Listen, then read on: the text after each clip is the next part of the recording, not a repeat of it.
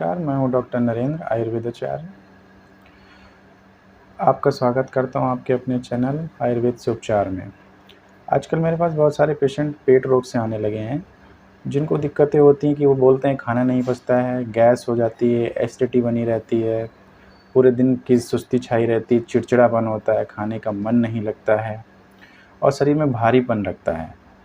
तो इन सब के उपचार के लिए हम आज आपको बताएंगे, आयुर्वेद से इसका कुछ होम रेमेडीज़ भी बताएंगे और कुछ औषधियाँ भी बताऊंगा जिससे इनका उपचार हो जाएगा। इसके लिए हमें सबसे पहले ये पता होना चाहिए कि हमारा खाना पचता कहाँ है और कैसे पचता है। देखिए, जो हम खाना खाते हैं वो सबसे पहले माउथ में जाता है या मुँह में जाता है, वहाँ की लार्वा उसमें मिलती है और वो छोटी आंत से होते हुए बड़ी आंत में, बड़ी आंत से हमारे शरीर से बाहर निकलता है। लेकिन हमारी पाचन शक्ति इतनी अच्छी नहीं होती है कि जिसकी वजह से हमारी आंतों में खाना चिपकने लगता है। और इसका मेन कारण क्या है? हमारी खाने की आदतें, रहन-सहन, बिना फाइबर डाइट वाला खाना, पैक्ड खाना, बाहर खाना, पिज़्ज़ा, मैदा, ये सब चीज़ें खाना, जिससे हमारे शरीर में जो वेस्ट प्रोडक्ट है वो 24 घंटे के अंदर बाहर नहीं निकलता है और शरीर में आंतों में चिपकने लगता है।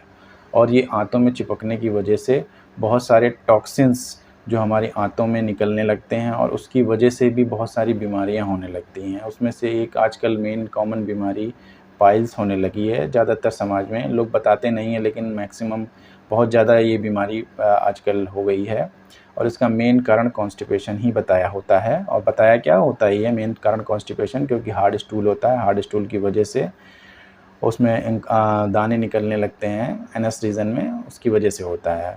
फ़िलहाल वो दूसरा टॉपिक है, वो मैं अगली बार बताऊंगा। खाना जो चबा के खाना चाहिए, अच्छे से चबा के, जितनी देर हो सके कम से कम मुंह में 5 मिनट खाना चबाना चाहिए, अच्छी से उसमें से लार मिल जाए, जिससे जाके आगे वो इंटेस्टाइन में जितने एंजाइम है मिलता हुआ बाहर निकल जाए।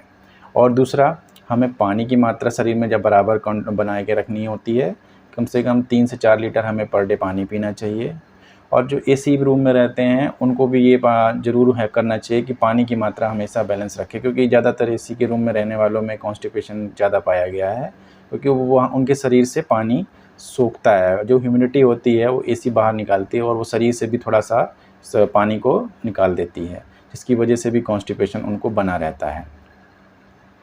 बहुत सारी बीमारियां, स्किन बीमारी होने लगती है कॉन्स्टिपेशन की वजह से। बहुत सारे पेशेंट स्किन के भी आते हैं, तो हाँ उनको भी पहले पेट उनका साफ़ किया जाता है, उसके बाद ही उनको स्किन की डिजीज़ से फ़ायदा मिलता है।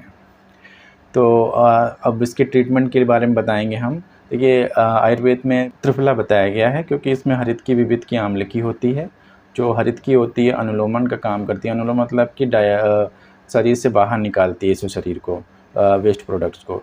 तो उसको आप रात में आधे गिलास पानी में मिला के, थोड़ा गुनगुना पानी में 1 चम्मच मिला के उसको सोते वक्त खा लेना चाहिए, जिससे आपका पेट सुबह तक सही हो जाएगा।